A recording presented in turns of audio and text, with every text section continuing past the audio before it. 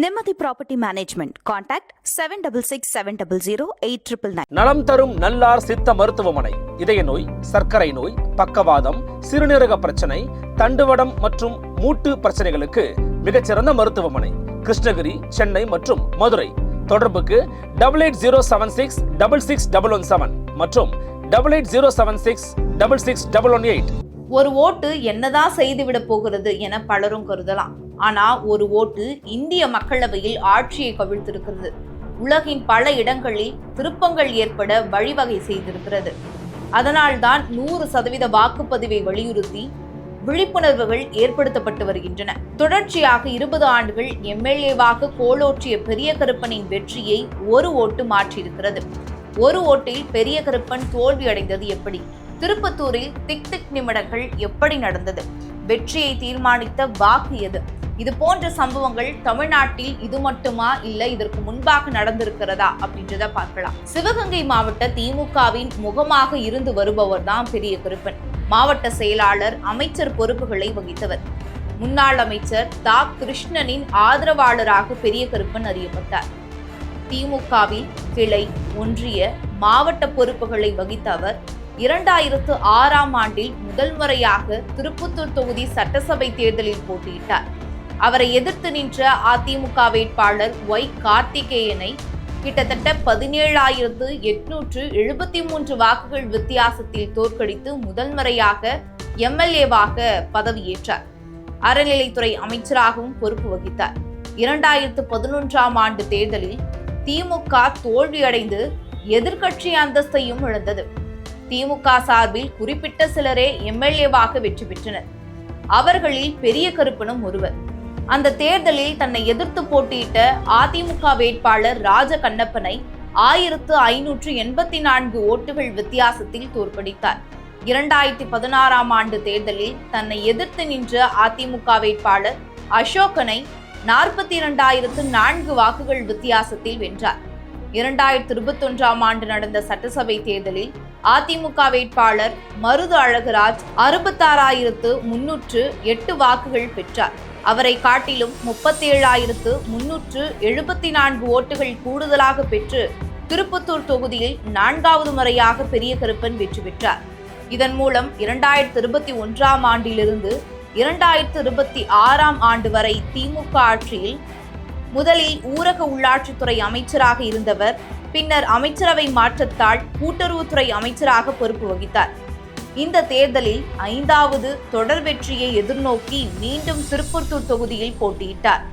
தொகுதியில் நன்கு அறியப்பட்டவர் மற்றும் தனிப்பட்ட செல்வாக்கு போன்ற காரணங்களால் அவர் அதிக ஓட்டுகள் வித்தியாசத்தில் வெற்றி பெற வாய்ப்பு இருக்கிறது என திமுக வட்டாரத்தில் மட்டுமல்லாமல் இந்த தேர்தலில் 5வது தொடர் வெற்றியை எதிர்நோக்கி மீண்டும் திருப்பத்தூர் தொகுதியில் போட்டியிட்டார். தொகுதியில் நன்கு அறியப்பட்டவர் மற்றும் தனிப்பட்ட செல்வாக்கு போன்ற காரணங்களால் அவர் அதிக ஓட்டுகள் வித்தியாசத்தில் வெற்றி பெறக்கூடிய திமுக வேட்பாளர்களில் ஒருவராகவே கணிக்கப்பட்டு வந்தார். தேர்தல் பணிகளிலும் அவ்வளவு தீவிரம் காட்டினார். அவரை எதிர்த்து அதிமுக கூட்டணி சார்பில் தென்னிந்திய ஃபார்வர்ட் பிளாக் கட்சி தலைவர் திருமாறன் போட்டியிட்டார். தாவேகா சார்பில் சீனிவாச சேதுபதி களம் கண்டார். இந்த தொகுதியில் மொத்தமுள்ள 2,65,474 ஓட்டுகளில் 2,13,739 ஓட்டுகள் பதிவாகியிருந்தன. பதியப்பட்ட வாக்குகள் காரைக்குடி அழகப்பா பொறியியல் கல்லூரியில் எண்ணப்பட்டு வந்தன. காலையில் ஓட்டு எண்ணிக்கை தொடங்கியதிலிருந்து திமுக வேட்பாளரான பெரிய கருப்பன் முன்னிலையில் இருந்தார். எனவே எளிதாக வெற்றி பெறுவார் என கட்சியினர் நம்பிக்கையுடன் இருந்து வந்தனர். மொத்தம் 27 சுற்றுகளாக எண்ணப்பட்டு வந்தன. 20வது சுற்று வரை தாவேகா வேட்பாளர் சீனிவாச சேதுபதியை விட அமைச்சர் பெரிய கருப்பன் சுமார் 5,000 ஓட்டுகள் முன்னிலையில் இருந்தார். ஆனால் கடைசி கட்ட சுற்றுகளில் தாவேகா அதிக வாக்குகளை பெற்றிருந்தது. எனவே திமுக தாவேகா இடையேயான ஓட்டு வித்தியாசம் குறைந்து கொண்டே வந்ததால் இரு கட்சியினரும் பரபரப்பானார்கள். தமிழகம் முழுவதும் மிகுந்த எதிர்பார்ப்பு இந்த தொகுதியின் மீது நிலவியது. 25வது சுற்று நிலவரப்படி பெரிய கருப்பன் 77,773 வாக்குகளும், சீனிவாச சேதுபதி 76,646 வாக்குகளும் பெற்றனர். அதாவது இருவருக்கும் இடையே 1127 ஓட்டுகள் தான் வித்தியாசம். 26வது சுற்றில் சீனிவாச சேதுபதி முந்தினார். அவர் 80,929 வாக்குகளும், பெரிய கருப்பன் 80,730 வாக்குகளும் பெற்றிருந்தனர். இருவருக்கும் 199 வாக்குகள் வித்தியாசம் இருந்தது. இறுதி சுற்றான 27வது சுற்றில் பெரிய கருப்பன் 81,641 வாக்குகளும், சீனிவாச சேதுபதி 82,247 வாக்குகளும் பெற்றிருந்தனர். அப்போது கீழச்சிவல்பட்டி, SS கோட்டை, ஆலம்பட்டி ஆகிய பகுதிகளுக்கான 3 மின்னணு வாக்குப்பதிவு எந்திரங்கள் பழுதாகியிருந்தன. இதனால் ஏற்கனவே நிறுத்தி வைக்கப்பட்டிருந்த தபால் வாக்குகளை எண்ணும் பணிகளை அதிகாரிகள் மேற்கொண்டனர். இதில் கிடைத்த ஓட்டுகளையும் சேர்த்தபோது சீனிவாச சேதுபதியை காட்டிலும் பெரிய கருப்பன் 212 ஓட்டுகள் அதிகம் பெற்றிருந்தார். தபால் வாக்குகளில் பெரிய கருப்பனுக்கு 1183, தாவேகாவுக்கு 365, செல்லாதவையாக 304 இருந்ததாக தெரிவிக்கப்பட்டது. இதற்கிடையே பழுதடைந்த எந்திரங்கள் சரி செய்யப்பட்டு அதில் இருந்த ஓட்டுகளையும் எண்ணிய போது நள்ளிரவாகிவிட்டது. எனவே அடுத்த ஒவ்வொரு நகர்வும் திக் நிமிடங்களாகவே வாக்கு எண்ணிக்கை மையத்தில் நகர்ந்தன.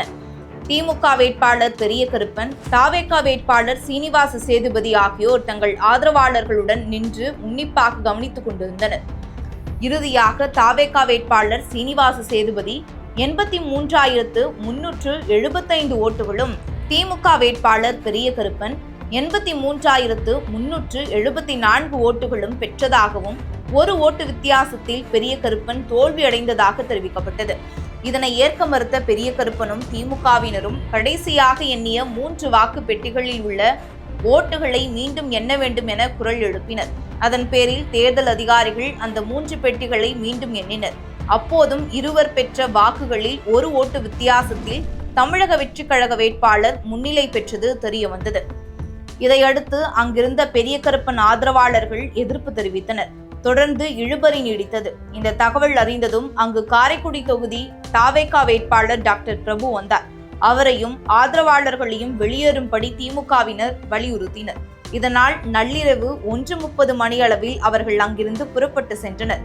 பின்னர் தாவேகா வேட்பாளர் சீனிவாச சேதுபதி ஒரு ஓட்டு வித்தியாசத்தில் வெற்றி பெற்றதாக அறிவித்து தேர்தல் அதிகாரிகள் சான்றிதழ் வழங்கினர். இதனையடுத்து பெரிய கருப்பனும் திமுகவினரும் அந்த மையத்திலிருந்து வருத்தத்துடன் வெளியேறினர். இதன் அடிப்படையில் சென்னை உயர்நீதிமன்றத்தில் பெரிய கருப்பன் சார்பாக வழக்கும் தொடரப்பட்டது. சட்டமன்ற விவாதங்களில் கலந்து கொள்ளக்கூடாது என சீனிவாச சேதுபதி அவர்களுக்கு உத்தரவிட வேண்டும் என்று அவர் தரப்பிலிருந்து வழக்கறிஞர் வாதிட்டார்.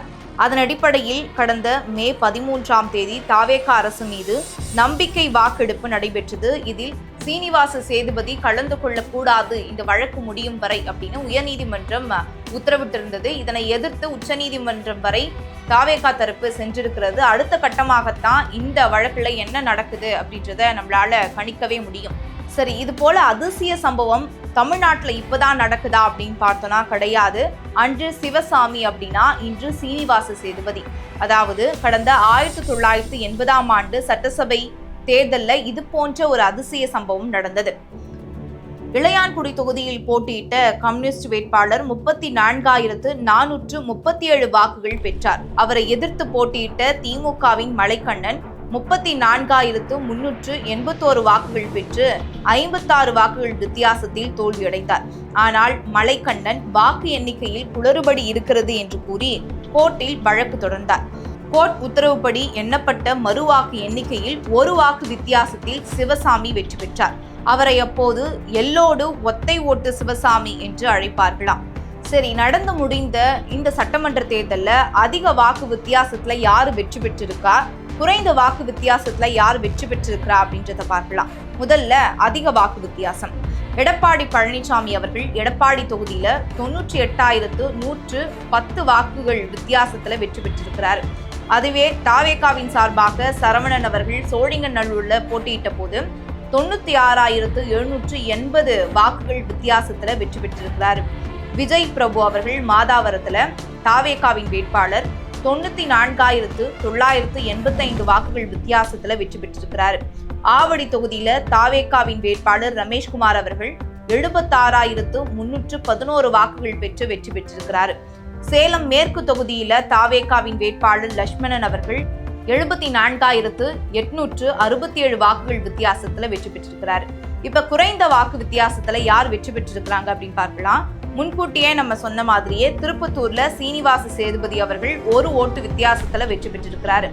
குளித்தலை தொகுதியில திமுகவின் சார்பாக சந்திரன் அவர்கள் 57 வாக்குகள் வித்தியாசத்துல வெற்றி பெற்றிருக்கிறாரு. வேப்பநஹள்ளியில திமுகவின் சார்பாக சீனிவாசன் அவர்கள் 138 வாக்கு வித்தியாசத்துல வெற்றி பெற்றிருக்கிறாரு. கன்னியாகுமரி தொகுதியில தலவாய் சுந்தரம் அதிமுகவின் சார்பாக போட்டியிட்டாரு. இவர் 214 வாக்குகள் வித்தியாசத்துல வெற்றி பெற்றிருக்கிறாரு. போலூர்ல தாவேகா சார்பாக அபிஷேக் அவர்கள் வெற்றி பெற்றிருக்கிறாரு. எவ்வளவு ஓட்டு வித்தியாசத்துலன்னு பார்க்கும்போது 227 ஓட்டுகள் வித்தியாசத்துல வெற்றி பெற்றிருக்கிறாரு. சரி, பெரிய கருப்பன் மற்றும் சீனிவாச சேதுபதி இவர்களுக்கு இடையே வெற்றியை தீர்மானித்த வாக்கு எது அப்படின்றத பார்க்கலாம். சிவகங்கை மாவட்டம் திருப்பத்தூர் தொகுதியை சேர்ந்த ஒருவர் வெளிநாட்டில் வேலை செய்கிறார். தமிழக சட்டசபை தேர்தலை ஒட்டி விடுமுறை எடுத்துக்கொண்டு சொந்த ஊருக்கு வந்திருக்கிறார். அவர் திருப்பத்தூர் சட்டசபை தொகுதியில் தனது வாக்கை செலுத்தியுள்ளார். இந்த ஒரு ஓட்டு அங்கு வெற்றியை தீர்மானித்திருக்கலாம் என சமூக வலைதளங்களில் வெளியாகியிருந்தது. இந்த தகவல்கள் பெரும் பரபரப்பை ஏற்படுத்தியிருந்தது. அதே போல வெளியூரில் இருந்து தேர்தலுக்காக சொந்த ஊருக்கு வந்த வாக்காளர் ஒருவரின் பெயர் சம்பந்தப்பட்ட வாக்குச்சாவடியின் பட்டியலில் இடம்பெறவில்லை. இதனால் அதிமுக நிர்வாகி ஒருவரிடம் இது குறித்து தெரிவித்ததாகவும் அவர் வாக்குச்சாவடிக்கு அவரை அழைத்து சென்று வாக்காளர் பட்டியலை சரிபார்த்துள்ளார். நீண்ட நேரத்துக்கு பிறகு வாக்காளர் பட்டியலில் தன் பெயரை கண்டுபிடித்தார். அதற்குள் வாக்குப்பதிவு நிறைவடையும் நேரம் வந்துவிட்டது. கடைசி கட்ட நிமிடத்தில் தனது வாக்கை செலுத்தினேன். இது என் வாழ்க்கையில் மறக்க முடியாத நிகழ்வு என சமூக வலைதளத்தில் பதிவிட்டிருந்தார். இந்த வாக்கும் அத்தொகுதியின் தேர்தல் வெற்றியை நிர்ணயித்ததா எனவும் சமூக வலைதளங்களில் கருத்துகள் பரிமாறப்பட்டு வருகின்றன. இது போன்ற பல உதாரணங்கள் வரலாற்றில் நடந்திருந்தாலும் சமகாலத்துல நம் கண்முன் நடந்த நிகழ்வாக இது வரலாற்றில் இடம் பிடித்திருக்கு. மொத்தத்துல ஜனநாயகத்தின் வலிமையான ஆயுதம் ஓட்டு என்பதை மக்கள் புரிந்து கொள்ள வேண்டும்.